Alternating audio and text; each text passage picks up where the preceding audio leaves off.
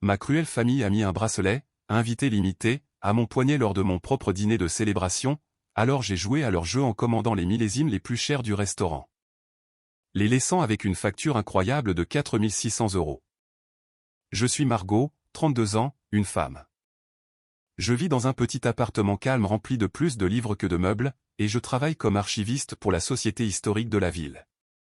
C'est une vie paisible, une vie que j'ai soigneusement construite pour moi-même, loin du bruit constant et du jugement de ma famille.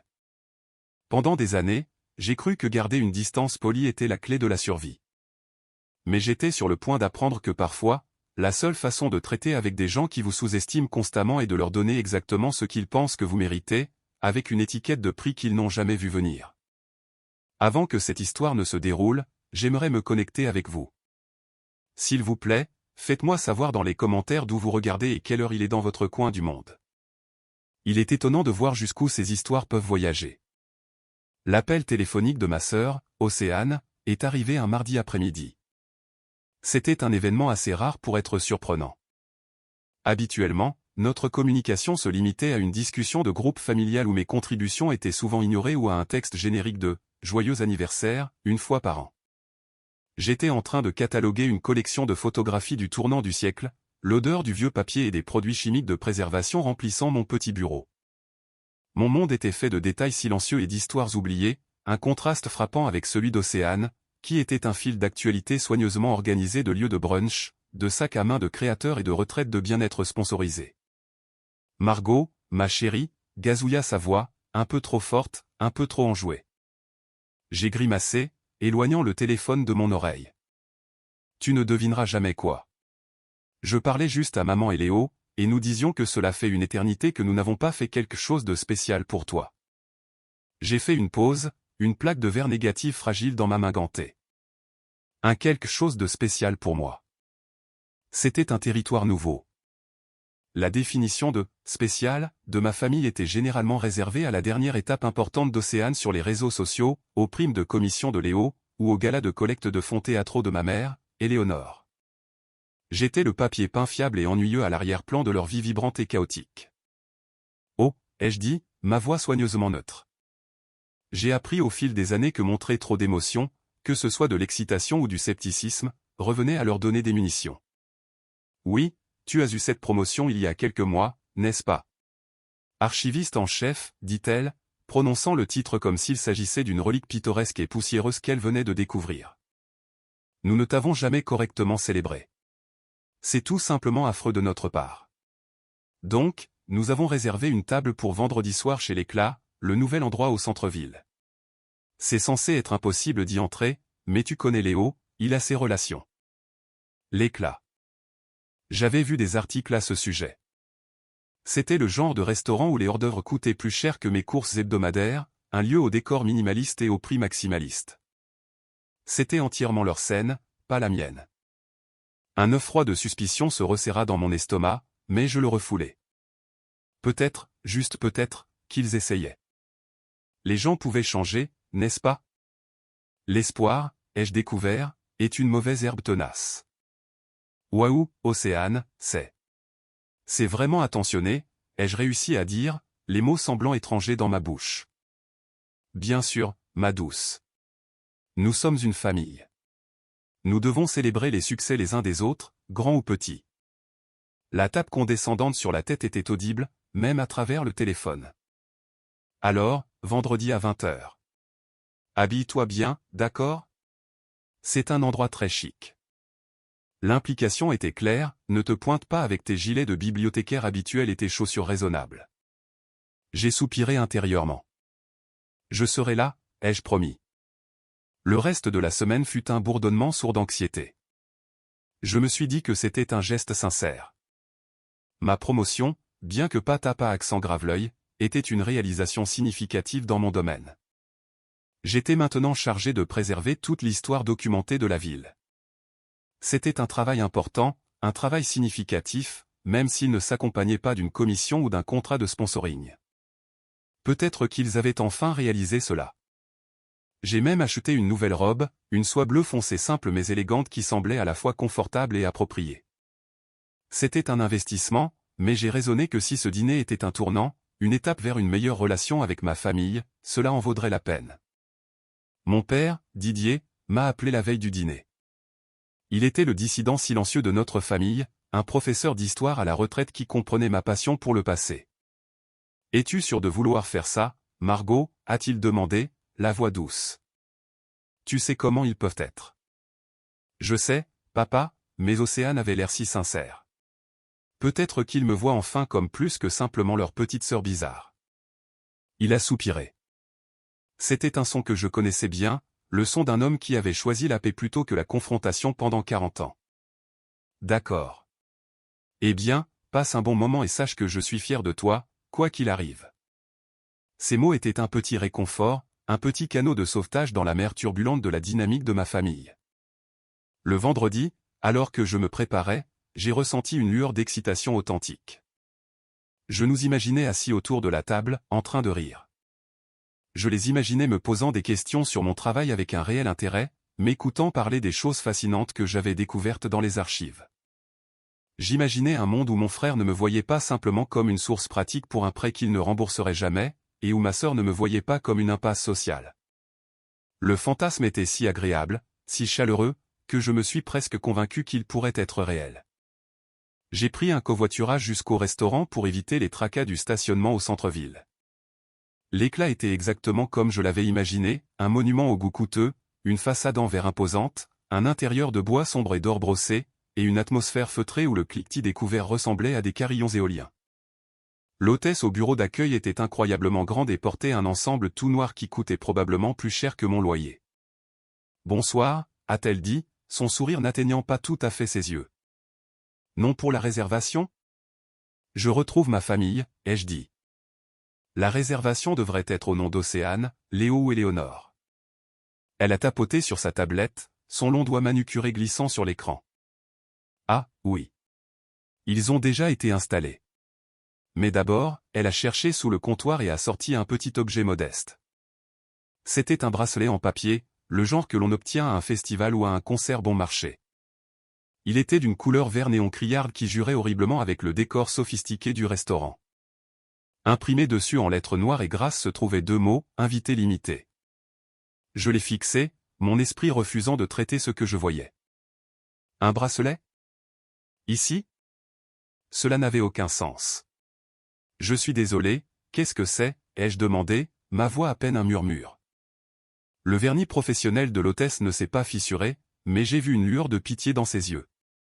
L'hôte de votre groupe a demandé que nous vous donnions ceci à votre arrivée. Si vous voulez bien tendre votre poignet. Mon sang s'est glacé. La chaleur de mon fantasme précédent s'est évaporée, remplacée par une terreur glaciale et familière. Ce n'était pas une célébration. C'était un piège, une performance, et je venais de recevoir mon costume. La belle robe que je portais ressemblait soudain à une blague. L'espoir que j'avais si bêtement nourri s'est flétri et est mort. Je savais avec une certitude qui s'ancrait profondément dans mes os que cette soirée n'était pas faite pour me célébrer. C'était pour me rappeler ma place. Ma main tremblait légèrement alors que je tendais mon poignet, permettant à l'hôtesse d'attacher le bracelet en papier bon marché autour. Cela ressemblait à une entrave. Son poids était immense, non pas à cause de ce qu'il était, mais à cause de ce qu'il représentait si clairement, l'humiliation. Entrer dans la salle à manger principale de l'éclat avec un bracelet en papier vert néon me sciant la peau fut l'une des expériences les plus surréalistes de ma vie. Toutes les têtes ne se sont pas tournées. La musique ne s'est pas arrêtée. Mais dans mon esprit, un projecteur était braqué directement sur moi, illuminant la bande de papier criarde pour que tous la voient. J'ai senti une bouffée de honte brûlante monter dans mon cou. Ma famille était assise à une table de choix au centre de la salle, une grande banquette circulaire tapissée de velours moelleux. Ils riaient, levant des flûtes de champagne, l'image même du bonheur festif. Ils n'avaient même pas remarqué mon arrivée. Océane, dans une robe de cocktail scintillante, racontait une histoire animée, ses mains gesticulant sauvagement. Léo, l'air suffisant dans un costume de créateur une taille trop petite, était penché en arrière, faisant tourner son champagne et surveillant la salle comme s'il la possédait. Ma mère, Éléonore, rayonnait, ses yeux voltigeant alentour pour voir qui les regardait, s'imprégnant de la gloire reflétée par l'environnement coûteux. Mon père était le seul qui semblait ne pas être à sa place. Il était assis tranquillement, sirotant un verre d'eau, une expression tendue sur le visage. Il m'a vu le premier. Ses yeux se sont légèrement écarquillés, et son sourire a vacillé lorsqu'il a aperçu le bracelet. Il a baissé les yeux sur ses genoux, un aveu silencieux de son incapacité à intervenir. Alors que je m'approchais de la table, un serveur m'a intercepté. C'était un jeune homme au visage gentil et fatigué. Il a jeté un coup d'œil à mon poignet, et son expression s'est tendue avec une neutralité professionnelle pratiquée. Il était clair qu'il avait été informé. « Bonsoir, mademoiselle », a-t-il dit, la voix basse. « Bienvenue chez l'Éclat. J'ai juste besoin de passer rapidement en revue notre politique d'invités limités avec vous. » Il l'a dit comme s'il s'agissait d'une procédure standard de restaurant, comme si des dizaines de clients chaque soir étaient marqués de ces bracelets en papier humiliant. Le terme résonnait dans ma tête, invité limité. C'était si parfaitement cruel de leur part. Il ne suffisait pas de m'exclure, il devait donner à mon exclusion un nom formel à consonance corporative pour la faire paraître légitime. Votre groupe a organisé un forfait spécial pour la soirée, a continué le serveur, évitant mes yeux et se concentrant sur un point juste au-dessus de mon épaule. Ce bracelet indique que vos sélections de boissons sont incluses dans leurs notes. Vous êtes invité à commander toutes les boissons non alcoolisées, du vin de table ou de la bière locale au bar. Il a fait une pause, prenant une respiration avant de porter le coup final. Cependant, le forfait ne s'étend à aucun produit alimentaire, y compris les hors-d'œuvre ou les plats principaux. C'était là, la chute d'une blague dont je ne savais pas que je faisais partie. J'étais invité à un dîner pour célébrer ma promotion, et je n'avais pas le droit de manger. L'audace pure et époustouflante de la chose m'a presque fait rire.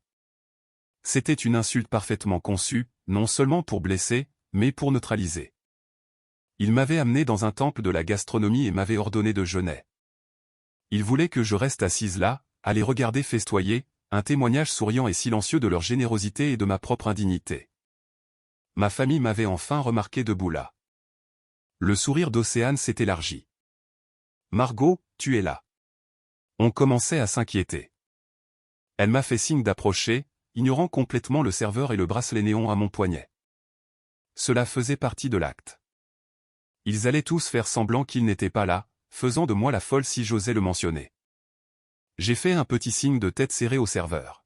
« Merci pour l'information », ai-je dit, ma voix étonnamment stable. J'ai refusé de la laisser trembler. J'ai refusé de leur donner la satisfaction de me voir m'effondrer. J'avais passé une vie entière à apprendre à absorber leur cruauté désinvolte, me constituant une tolérance, une callosité émotionnelle. Mais c'était différent. Ce n'était pas désinvolte. C'était prémédité. Alors que je glissais sur la banquette à côté de mon père, ma mère s'est penchée tout près, son parfum écœurant et sucré. Elle a posé une main sur mon bras, ses bagues froides contre ma peau. « C'est juste une formalité, ma chère », a-t-elle chuchoté, sa voix empreinte d'une fausse sympathie. C'est comme ça que fonctionnent ces réservations à prix élevés. Parfois, ils doivent contrôler les coûts. Tu comprends? Elle a tapoté ma main. Cela signifie pas de plat principal, juste des boissons, mais tu peux en avoir autant que tu veux. Ces mots étaient destinés à adoucir le coup, à présenter cela comme une question pratique plutôt qu'une offense personnelle. Mais le chuchotement était la partie la plus accablante. C'était un aveu de culpabilité, une confirmation qu'elle savait exactement à quel point c'était cruel et qu'elle participait activement à la mascarade. Cela signifie pas de plat principal, juste des boissons. La phrase serait gravée dans ma mémoire. J'ai regardé de l'autre côté de la table vers Océane et Léo. Ils me regardaient, leurs yeux brillant d'une sorte de curiosité prédatrice. Ils attendaient les larmes, l'éclat, la retraite silencieuse et blessée. Ils voulaient un spectacle. Ils voulaient que je joue le rôle de la parente pauvre et reconnaissante, heureuse d'être autorisée ne serait-ce qu'à proximité de leur vie glamour. Quelque chose en moi s'est brisé. Ce n'était pas une rupture bruyante et violente, mais un déclic silencieux et décisif.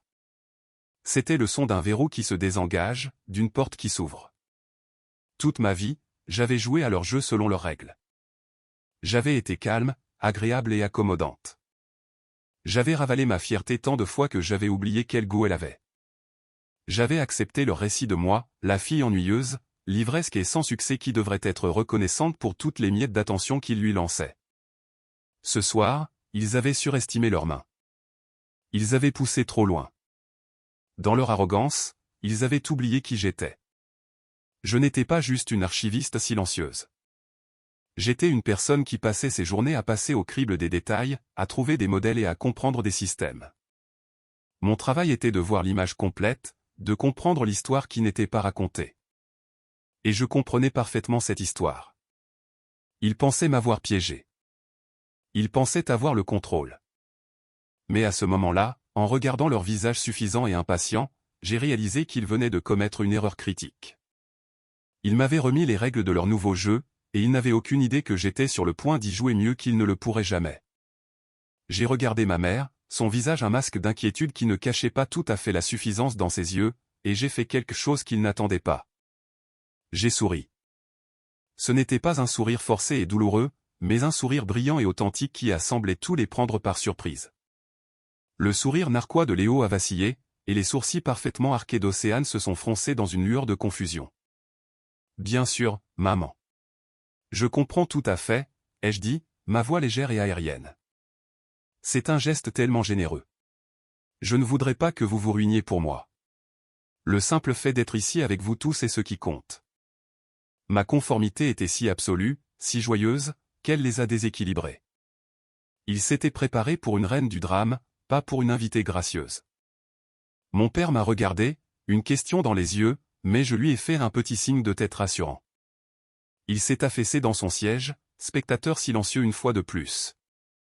Eh bien, tant mieux, a dit Éléonore, tapotant à nouveau mon bras avant de retirer sa main. Je savais que tu serais raisonnable à ce sujet. Absolument, ai-je dit, tournant mon sourire vers Océane. Merci encore d'avoir organisé cela, Océ. C'est un restaurant magnifique. Je me sens tellement honoré. Océane, retrouvant son sang-froid, s'est rengorgée. Eh bien, tu le mérites, Margot. Nous sommes vraiment si fiers de ta petite promotion. Le serveur est retourné à la table. Puis-je servir une boisson à quelqu'un pendant que vous consultez le menu? Champagne pour la table, a tonné Léo, élant le serveur comme s'il appelait un taxi. Le meilleur que vous ayez. Nous célébrons ma sœur. Il a fait un geste vague dans ma direction, bien que ses yeux scannaient déjà la salle pour voir si quelqu'un d'important aurait pu l'entendre. Il ne me célébrait pas, il jouait le rôle d'un frère magnanime. Le serveur, indifférent cette fois, le sommelier à en juger par sa tenue formelle et le tasse-vin en argent accroché à une chaîne autour de son cou, s'est approché. Un excellent choix, monsieur. Nous avons un magnifique brut millésimé que je peux grandement recommander. Tant que c'est cher, a dit Léo avec un clin d'œil. Ma famille a ri. C'était leur blague d'initié préférée, l'idée que le prix équivalait à la qualité, que plus quelque chose coûtait cher, plus cela validait leur propre valeur. Ils ont commencé à bavarder avec excitation, débattant de ce qu'ils allaient commander, huîtres, foie gras, homard thermidor. Ils parlaient couramment la langue de l'indulgence. J'ai pris le lourd menu relié en cuir et je l'ai ouvert, faisant semblant de lire. Les descriptions étaient poétiques, les prix astronomiques. Un seul hors-d'œuvre coûtait plus cher que la robe que j'avais si soigneusement choisie pour cette fausse célébration. Je suis resté assise là quelques minutes, écoutant leur conversation, une observatrice silencieuse derrière un masque plaisant. Ils parlaient de la dernière vente de voiture de Léo, une décapotable qui coûtait plus cher que mon appartement. Ils discutaient du prochain voyage d'Océane à Bali, qui était, bien sûr, une dépense professionnelle, pour sa marque. Ma mère intervenait avec des potins sur les autres bénévoles de la haute société avec qui elle travaillait. Ils étaient une boucle fermée, un écosystème d'ego et de matérialisme autosuffisant. Ma promotion, la raison supposée de ce rassemblement, n'a plus jamais été mentionnée. J'étais un accessoire, un objet apporté pour faire paraître leur célébration d'eux-mêmes moins narcissique. Après environ 10 minutes de cela, j'ai posé mon menu sur la table. Vous savez quoi, ai-je dit, saisissant une brève accalmie dans la conversation. Je me sens un peu submergé par toute cette excitation. Je pense que je vais juste faire un saut au bar pour prendre ma boisson. Le serveur a mentionné que c'était bon. J'ai fait un geste vers mon bracelet. Je vous laisse un peu de temps pour décider de votre nourriture sans que je vous retienne. Éléonore a rayonné. Quelle idée attentionnée, ma chère. Elle était soulagée. Ma présence à la table pendant qu'ils commandaient de la nourriture aurait été un rappel gênant de la petite cruauté qu'ils avaient orchestrée. Me retirer de l'équation était la solution parfaite pour eux. Ne sois pas trop longue, Margot, a dit Océane, déjà profondément absorbée par la carte des vins. Le champagne sera bientôt là, et nous devons porter un toast à toi. L'ironie était si épaisse que j'aurais pu m'étouffer avec. Je reviens tout de suite, ai-je promis. Alors que je me levais et m'éloignais de la table, je pouvais sentir leurs yeux dans mon dos. Ils pensaient que je battais en retraite, allant dans un coin tranquille pour lécher mes plaies en privé. Ils pensaient que j'allais me tenir au bar et commander docilement un club soda, remplissant mon rôle désigné d'humble invité limité. Leur théorie sur moi était si complète, si enracinée, qu'ils ne pouvaient imaginer aucune autre possibilité. Ils me voyaient comme prévisible, passive, et surtout, impuissante. Mais alors que je marchais sur le tapis moelleux vers le lombard en acajou étincelant, je ne me sentais pas blessée. Je ne me sentais pas impuissante. Je ressentais une clarté que je n'avais pas connue depuis des années. L'humiliation qu'ils m'avaient destinée s'était retournée contre eux. Elle ne m'avait pas brisé. Elle m'avait libéré. En définissant si explicitement les termes de mon exclusion, ils m'avaient donné une étrange sorte de liberté. Je n'étais plus lié par les règles tacites de l'obligation familiale. Je n'avais pas à faire semblant. Je n'avais pas à être poli. Je n'avais pas à absorber leur toxicité avec un sourire patient. Ils m'avaient tendu un bracelet en papier et m'avaient dit ma place. Et j'avais décidé à ce moment-là de les prendre au mot. J'étais une invitée. J'étais limitée. Mais les limites, je commençais à le réaliser, n'étaient pas aussi restrictives qu'ils le pensaient. Le sourire sur mon visage n'était plus seulement un masque. C'était le prélude à une performance qu'ils n'oublieraient jamais. Le bar était une oasis de calme comparée à la salle à manger. Il était faiblement éclairé avec du jazz doux jouant en arrière-plan. Le barman était un professionnel, un homme plus âgé avec une chemise blanche impeccable et une attitude pragmatique. Il polissait un verre, ses mouvements efficaces et pratiqués. Il a levé les yeux à mon approche, ses yeux se posant un bref instant, presque imperceptible, sur le bracelet vert à mon poignet. Il connaissait l'accord. « Bonsoir », a-t-il dit, son ton parfaitement neutre. « Bonsoir », ai-je répondu, glissant sur un tabouret de bar. « C'est tout un système que vous avez là. » J'ai levé mon poignet. Il a fait un léger haussement d'épaule évasif. « Nous nous adaptons aux demandes de nos clients. »« Je suis sûr que vous le faites, » ai-je dit, mon sourire inébranlable. « Eh bien, mes hôtes ont demandé que je profite de quelques boissons sur leurs notes, et je suis une invitée très reconnaissante. » Je me suis penché légèrement en avant, ma voix descendant vers un ton de conspiration. « Et j'ai une petite demande de mon côté. » Le barman a écouté, son expression illisible alors que j'exposais mon idée.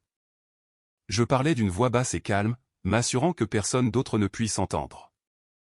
Je ne savais pas s'il accepterait. C'était une demande inhabituelle, qui contournait certainement les règles du service standard de restaurant. Il aurait pu me faire taire, me dire que c'était impossible, ou même me signaler au gérant. Tout mon plan reposait sur la volonté de cette seule personne d'être soit un peu espiègle, soit simplement de ne pas s'en soucier assez pour m'arrêter. Ma famille célèbre à cette grande banquette au centre, ai-je commencé, faisant un geste de la tête. Ce bracelet, je l'ai levé à nouveau, limé boisson à leur facture. Le serveur m'a expliqué les règles, boissons non alcoolisées, vin de table ou bière locale. Très clair. Il a hoché la tête, polissant toujours le même verre. C'est l'arrangement. Voilà le truc, ai-je continué, me penchant un peu plus près. Je ne veux pas continuer à déranger les serveurs en commandant depuis la table. Et je ne veux pas continuer à courir entre le bar et la table toute la soirée. C'est perturbant pour leur dîner. Je l'ai présenté comme une question de politesse et de considération, un appel à son sens de l'efficacité professionnelle. J'espérais que vous et moi pourrions rationaliser le processus. Ma famille est connue pour sa générosité. Ils veulent que je passe un bon moment. Ils ont insisté. J'ai pu voir une lueur de compréhension dans ses yeux. Il avait déjà vu des familles comme la mienne. Il connaissait la dynamique sans que j'aie à les peler.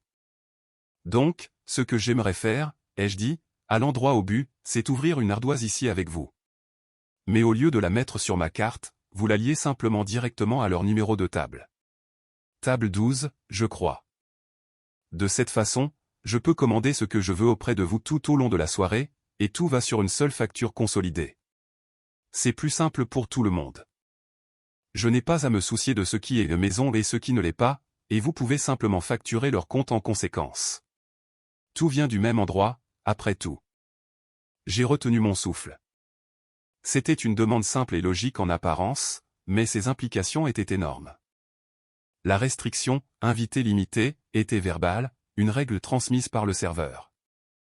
Elle n'était pas programmée dans le système de point de vente. Le système ne savait qu'une chose, les boissons pour la personne avec le bracelet vert vont sur la facture de la table 12. Je pariais que l'infrastructure numérique du restaurant n'était pas aussi nuancée que la cruauté de ma famille. Le barman a arrêté de polir le verre. Il l'a posé soigneusement sur le comptoir. Il m'a regardé, puis a regardé ma famille, qui riait maintenant alors que le sommelier versait leur champagne coûteux. Il a vu la montre Tapa accent grave l'œil de Léo et la robe de créateur d'Océane. Puis ses yeux sont revenus vers moi, vers ma simple robe en soie et les bracelets en papier. Un minuscule sourire presque imperceptible a touché le coin de sa bouche. Cela semble tout à fait logique, a-t-il dit, sa voix plate, ne trahissant aucune émotion. Beaucoup plus efficace. Il s'est tourné vers son terminal informatique, a tapé pendant quelques instants, puis a passé une carte vierge pour ouvrir une nouvelle note. Très bien, mademoiselle. L'ardoise est ouverte et liée à la table 12. Que puis-je vous servir pour commencer? Une vague de soulagement triomphal m'a envahi. Ça marchait. Merci, ai-je dit, ma voix remplie d'une gratitude authentique. Vous n'avez aucune idée à quel point j'apprécie cela. Il m'a juste fait un bref signe de tête. Alors, pour commencer. J'ai levé les yeux vers les rangées de bouteilles derrière lui, une bibliothèque de possibilités liquides. Le vin de table, qui m'était permis semblait soudain très peu attrayant. Je pense, ai-je dit lentement, savourant le moment, que je vais commencer par un verre de Château d'Yquem. Les sourcils du barman se sont levés. Pour la première fois, son calme professionnel a été brisé par un éclair de surprise authentique. Le Château d'Yquem n'était pas juste un vin fin, c'était l'un des vins de dessert les plus légendaires et les plus chers au monde. Un seul verre était une dépense à 3 chiffres. Un excellent choix, a-t-il dit, se reprenant rapidement. Il y avait un nouveau respect dans ses yeux. Il comprenait clairement qu'il ne s'agissait plus d'obtenir une boisson gratuite. C'était une déclaration. Et s'il vous plaît, ai-je ajouté, pourriez-vous le faire envoyer à notre table? Je devrais probablement retourner les rejoindre pour leur toast. Bien sûr, mademoiselle. J'ai glissé du tabouret de bar, mon cœur battant d'un mélange de peur et d'exaltation. Je suis retourné à la table, ma posture droite, la tête haute. Je me sentais comme un espion revenant d'une mission réussie derrière les lignes ennemies. Je suis arrivé juste au moment où le sommelier finissait de servir.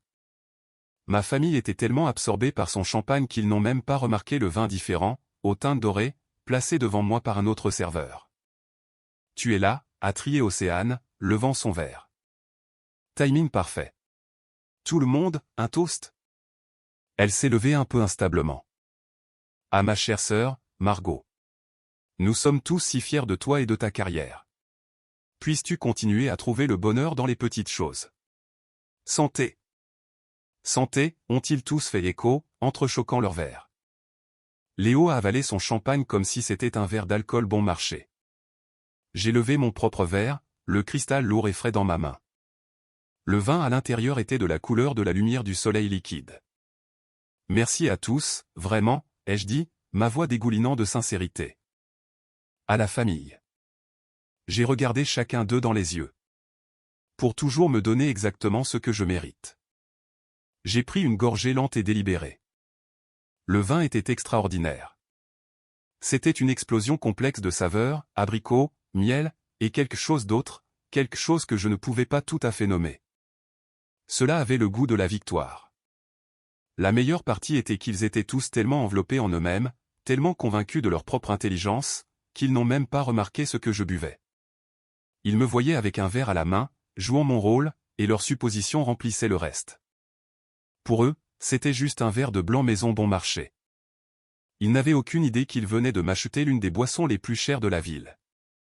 Et la nuit, pensais-je en prenant une autre gorgée, était encore jeune.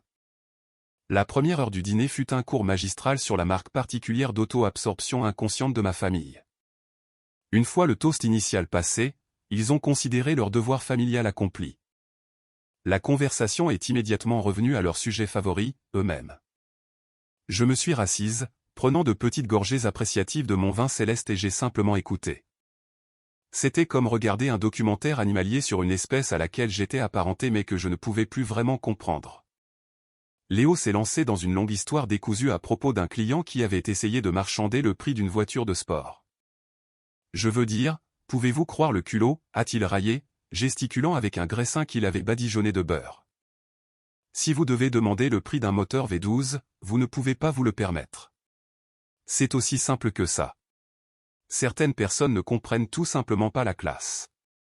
Il a pris une grande bouchée du graissin, mâchant la bouche ouverte.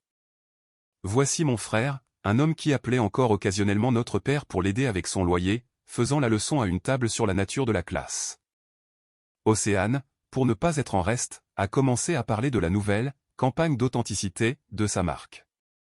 C'est tout à propos d'être vrai, vous savez, a-t-elle dit tout en prenant simultanément une douzaine de selfies, inclinant son téléphone pour trouver la lumière la plus flatteuse. Les gens sont fatigués de la perfection organisée. Ils veulent voir la lutte, le voyage. Elle a fait une pause pour éditer l'une des photos, appliquant un filtre qui lissait sa peau en un éclat étrange et sans pore.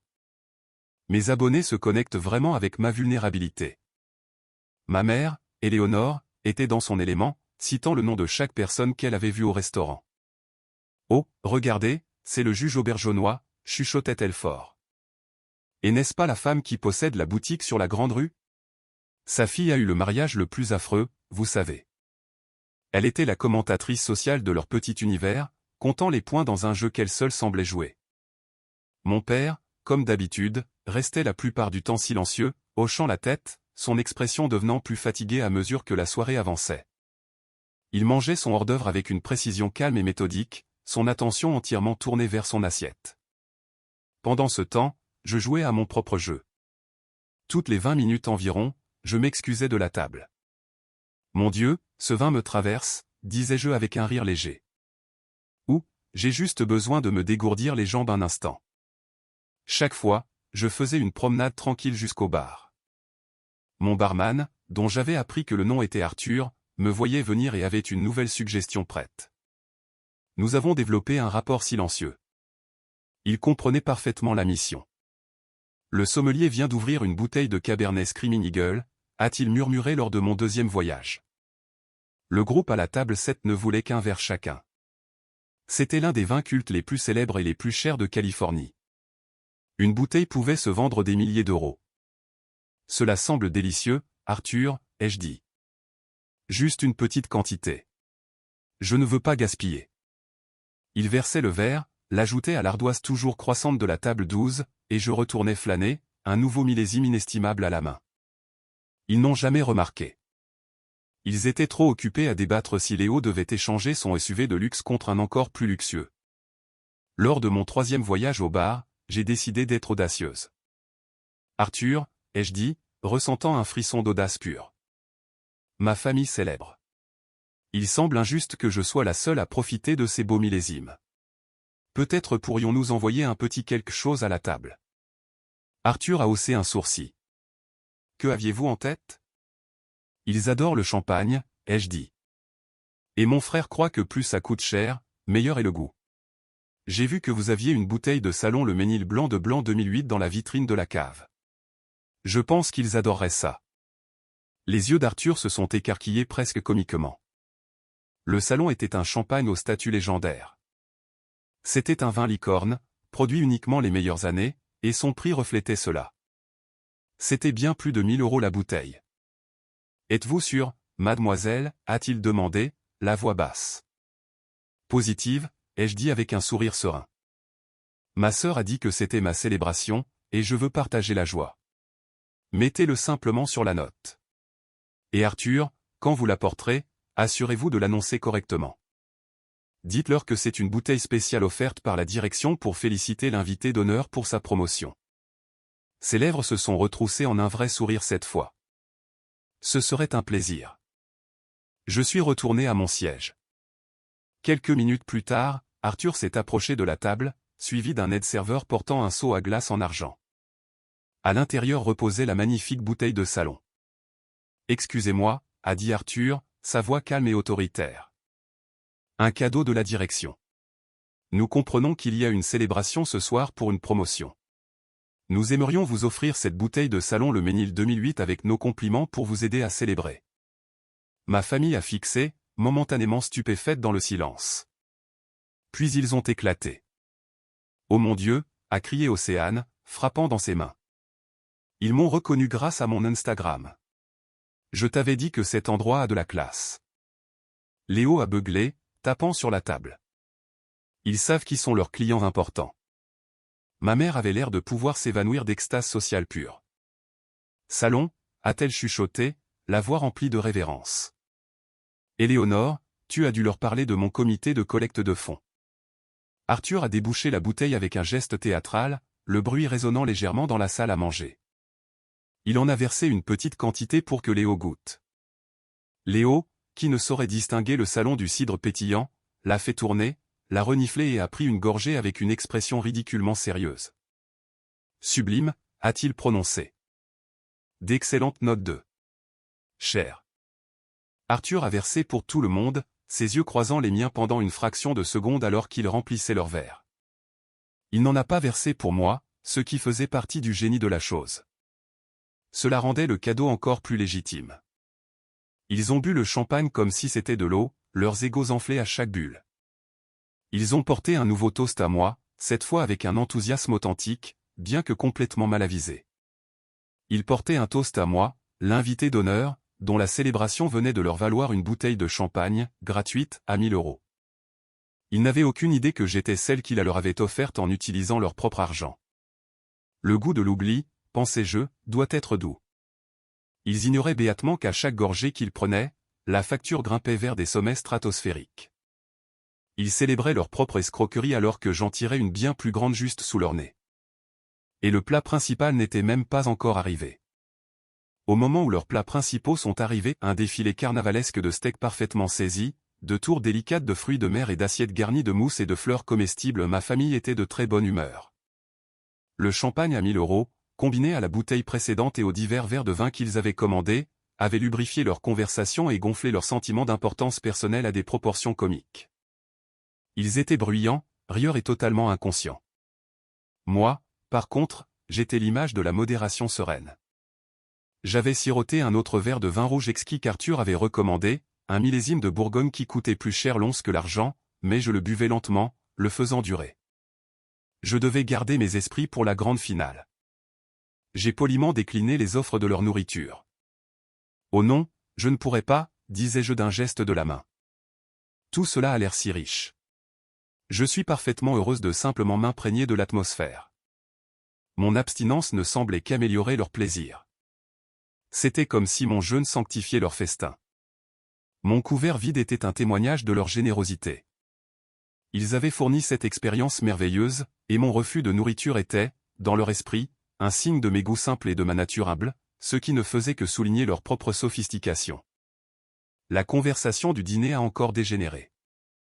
Léo a commencé à essayer bruyamment de débaucher un serveur, lui promettant un emploi mieux rémunéré comme chauffeur personnel. Océane était occupée à envoyer des textos, légendant probablement une photo de son homard avec quelque chose sur les soins personnels et le fait de vivre sa meilleure vie. Ma mère avait coincé mon père et lui faisait la leçon sur sa posture. Je me suis excusé une dernière fois et suis allé au bar. « Arthur » ai-je dit doucement, « je pense que nous approchons de la fin de la soirée. Pourriez-vous me faire une dernière faveur ?»« N'importe quoi, mademoiselle » a-t-il dit. Il appréciait cela autant que moi. J'aimerais commander une dernière tournée de boissons pour la table. 4 verres de cognac Louis XIII. Arthur s'est figé. Il a lentement essuyé une section propre du bar. Le Louis XIII n'était pas juste une boisson, c'était un événement. C'était un assemblage de jusqu'à 1200 eaux-de-vie différentes provenant de vignobles de grande Champagne, vieillis dans d'anciens fûts de chêne. Il était servi dans un verre en cristal et coûtait plusieurs centaines d'euros par portion. 4 d'entre eux seraient un coût financier dévastateur. C'est un digestif significatif, a-t-il dit, l'euphémisme colorant son ton. Ils ont été si bons avec moi ce soir, ai-je dit, ma voix mielleuse.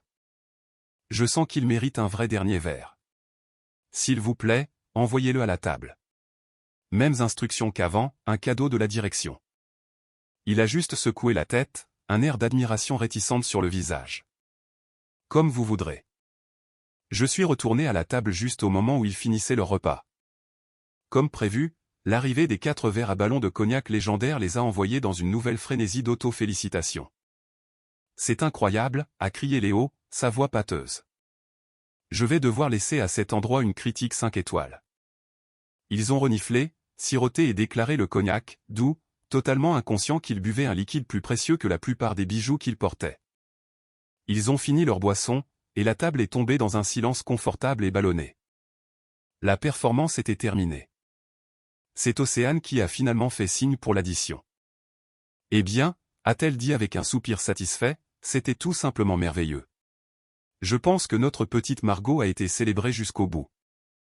Elle m'a fait un clin d'œil condescendant. Le serveur, le premier jeune homme aux yeux fatigués, est revenu avec un élégant porte-addition en cuir noir. Il l'a placé discrètement au milieu de la table. Traditionnellement, mon père l'aurait ramassé, mais Léo, gonflé de champagne gratuit et de cognac coûteux, l'a saisi en premier. « Je m'occupe de celui-ci, papa », a-t-il dit magnanimement. Ma dernière commission était grosse. Il prévoyait de payer sa part, supposant qu'Océane et ses parents couvriraient les leurs. Le total, dans son esprit, serait élevé mais gérable une fois divisé. Il a ouvert le porte-addition. Je l'ai observé, mon expression placide. J'ai pris une gorgée lente d'eau, la glace cliquetant doucement contre le verre. C'était le seul son pendant quelques secondes. Le visage de Léo s'est affaissé. La couleur l'a quitté, laissant une pâleur grisâtre et pâteuse. Il a fixé la facture, ses yeux clignant rapidement comme s'il essayait d'effacer une coquille. Il l'a regardé, puis a levé les yeux, son regard dardant autour de la table avec confusion. « Qu'est-ce que c'est » a-t-il chuchoté, la voix rauque. « Il y a une erreur. » Océane s'est penchée, agacée. « Léo, ne sois pas si dramatique. À quel point cela peut-il être mauvais ?» Elle a arraché la facture de ses mains tremblantes. Sa réaction fut encore meilleure. Son visage parfaitement maquillé s'est tordu en un masque d'incrédulité, puis d'horreur. Sa bouche s'est ouverte et fermée silencieusement, comme un poisson. « Non » a-t-elle finalement étouffé. « Non, non, non. » Ma mère, sentant une véritable crise, a arraché la facture à Océane. Elle n'a même pas essayé de cacher sa réaction. Elle a laissé échapper un petit halètement étranglé. « Didier » a-t-elle sifflé, fourrant le papier dans les mains de mon père. « Regarde ça. C'est du vol. » Mon père a mis ses lunettes de lecture. Il a scanné la longue liste détaillée. Ses sourcils se sont levés de plus en plus haut jusqu'à disparaître à la racine de ses cheveux. Il n'a rien dit, mais son silence était plus accablant que leur hystérie. Le chaos a finalement éclaté. « Il y a des boissons ici que nous n'avons jamais commandées » a crié Océane, sa voix montant dans la panique. « Château d'Yquem ? Qu'est-ce que c'est même que ça ?» Screaming Eagle, allume ma mère, sa voix tremblante. Ça a l'air inventé. Et puis les yeux de Léo, scannant à nouveau la facture, ont atterri sur le gros morceau, la pièce maîtresse de ma conformité malicieuse. Il a pointé un doigt tremblant sur la ligne. « Salon Le Ménil, 1100 €, a-t-il bégayé. Il a levé les yeux, son visage un mélange de confusion et de terreur naissante. Mais c'était offert. Le gérant l'a envoyé. Il a regardé autour de lui d'un air hagard, et ses yeux ont finalement atterri sur moi. J'étais juste assise là, à les regarder, mon expression calme. Je n'avais pas dit un mot. « Et qui » a crié mon frère, sa voix se brisant, le son résonnant à travers le restaurant maintenant plus calme, faisant se retourner et regarder plusieurs tables voisines, qui a commandé le vin à 1000 €. La question a flotté dans l'air, épaisse d'accusation et de panique. Tous les yeux à la table, remplis de fureur et de confusion, se sont tournés vers la seule personne qui n'avait pas mangé une seule bouchée. Ils se sont tournés vers moi.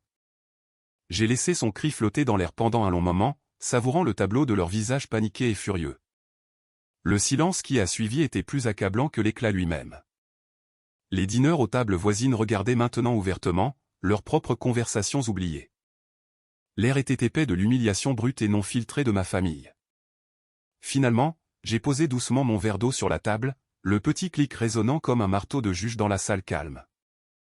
J'ai regardé Léo, puis Océane, puis ma mère. J'ai croisé chacun de leurs regards, et pour la première fois, ils ne me regardaient pas avec condescendance ou pitié. Ils me regardaient avec une horreur naissante, comme s'ils me voyaient pour la première fois. Le vin était un cadeau, ai-je dit, ma voix calme et égale, de la part de la direction, pour me féliciter. J'ai fait une pause, laissant les mots s'imprégner. Ou du moins, c'est ce que le barman a reçu pour instruction de dire. La couleur a quitté le visage d'Océane. Toi, a-t-elle chuchoté, sa voix à peine audible. Tu as fait ça. Je n'ai rien fait, ai-je répondu, maintenant mon sourire serein. J'ai simplement suivi les règles que vous avez établies pour moi. J'étais, elle, invité limité. Mes instructions étaient que toutes les boissons que je commandais devaient être mises sur votre note. On m'a dit d'en prendre autant que je voulais, alors je l'ai fait. J'ai déplié mes mains sur la table, révélant le bracelet en papier vert néon, que je n'avais pas enlevé. Vous m'avez donné la clé. J'ai juste décidé de voir quelle porte elle ouvrirait. Léo bafouillait, son visage devenant rouge marbré. Mais le cognac, les vins chics. Ce n'est pas du vin de table, n'est-ce pas? J'ai feint un air de confusion innocente. Je ne suis pas une experte en la matière comme toi, Léo. Je suis juste allé au bar et j'ai demandé au barman ses recommandations. Il a été si serviable. J'ai simplement supposé que tout cela faisait partie du forfait que vous avez si généreusement organisé. Le mensonge était si flagrant, si transparent, et pourtant si totalement inattaquable. Ils ne pouvaient rien prouver. J'avais agi dans les limites techniques qu'ils avaient fixées. J'avais la conformité malicieuse de mon côté. Tu nous as piégés, a accusé ma mère, la voix tremblante de rage. Tu t'es assise ici et tu as intentionnellement fait grimper une facture que tu savais que nous ne pouvions pas payer. Pas payer, ai-je demandé, haussant un sourcil. C'est drôle. Il y a une heure, vous parliez tous de moteur V12, de voyage à Bali et de la façon dont le prix n'est pas un obstacle pour les gens d'une certaine classe. Je pensais vous faire une faveur, en vous permettant de démontrer cette classe. C'était ma célébration, après tout. J'ai supposé qu'aucune dépense ne serait épargnée. Mon père, qui était resté silencieux pendant toute l'épreuve, a finalement parlé. Il a regardé la facture, puis ma mère, Océane et Léo. Puis il m'a regardé, et pour la première fois de toute la soirée, j'ai vu autre chose que de la lassitude dans ses yeux. C'était une lueur de quelque chose qui ressemblait à du respect. Elle a raison, a-t-il dit doucement. Nous avons été inhospitaliers. Inhospitaliers, a crié Éléonore. Didier, la facture dépasse les 4600 €.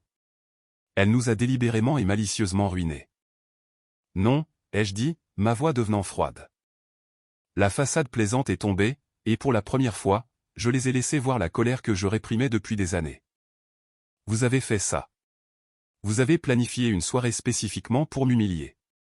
Vous m'avez invité à une célébration en mon honneur et m'avez dit que je n'avais pas le droit de manger. Vous m'avez mis un bracelet en papier comme à une enfant dans une foire. Vous avez fait tout cela parce que vous croyez, au fond, que je suis moins que vous. Vous pensez que je suis pauvre, ennuyeuse et insignifiante. Vous vouliez me rappeler ma place. Je me suis levé, remettant mon sac sur mon épaule. Eh bien, vous avez réussi. Vous m'avez rappelé ma place. Elle n'est pas ici. Elle n'est pas avec vous. J'ai plongé la main dans mon sac et sorti un billet de 50 €. Je l'ai placé soigneusement sur la table. Cela devrait couvrir mon eau et un pourboire généreux pour le personnel qui a dû vous supporter toute la soirée. Je me suis tourné pour partir. Léo a bondi de son siège. Tu ne vas nulle part. Tu vas nous aider à payer ça. Je me suis arrêté et je l'ai regardé. Non, je ne le ferai pas. C'est votre fête, votre réservation, votre facture. Je lui ai adressé un dernier sourire apitoyé. Bonne chance pour expliquer au gérant pourquoi les boissons, offertes, n'étaient pas réellement gratuites. Je suis sûr qu'un homme de thé, relation, n'aura aucun mal à régler ça. Je me suis tourné et je suis parti. Je n'ai pas couru. J'ai marché lentement et délibérément, la tête haute. Je pouvais les entendre commencer à se disputer derrière moi, leur voix s'élevant dans une cacophonie de blâme et de panique. Je ne me suis pas retourné. En passant devant le bar, j'ai croisé le regard d'Arthur. Il m'a fait un signe de tête lent et délibéré, un geste de solidarité d'un collègue de l'industrie des services qui avait tout vu. J'ai rendu le signe de tête. Quand je suis sorti du restaurant dans l'air frais de la nuit, j'ai pris une profonde inspiration. C'était comme la première bouffée d'air pur que je prenais depuis des années. Je ne ressentais aucune culpabilité, aucun remords. Je me sentais légère. Je n'avais pas seulement réglé un compte, j'avais cautérisé une plaie. J'avais mis fin à une vie d'abus subtil et moins subtil de la manière la plus spectaculaire possible. Je n'ai jamais su exactement comment ils ont payé la facture. J'imagine que cela a impliqué une combinaison frénétique de cartes de crédit, un appel humiliant à la banque et peut-être la mise en gage de la montre surdimensionnée de Léo. Ils ne m'ont pas appelé ce soir-là. Ils ne m'ont pas appelé le lendemain. En fait, des semaines se sont écoulées dans un silence radio complet. La discussion de groupe familial, autrefois un flux incessant de leur mise à jour triviale, est devenue silencieuse. Mon père m'a appelé environ un mois plus tard. Sa voix était fatiguée. Il m'a dit que Léo avait dû vendre sa voiture et qu'Océane avait annulé son voyage à Bali. Ma mère ne parlait à aucun d'eux ni à moi. L'unité familiale, déjà fragile et construite sur une fondation d'ego, s'était brisée. Je ne suis pas désolé, papa, lui ai-je dit. Et je le pensais. Je sais, a-t-il dit avec un soupir. Et je ne peux pas dire que je te blâme, Margot. Je suis resté là et j'ai laissé faire pendant trop longtemps. Nous avons tous eu ce que nous méritions. Il avait raison. Ils avaient voulu organiser un dîner que je n'oublierai jamais, et je m'étais assuré que ce soit une facture qu'ils paieraient, à plus d'un titre, pendant très longtemps. Ma vie tranquille était de nouveau calme, mais c'était un genre de calme différent maintenant. Ce n'était plus le silence de la solitude, mais le silence de la paix, le silence de la liberté.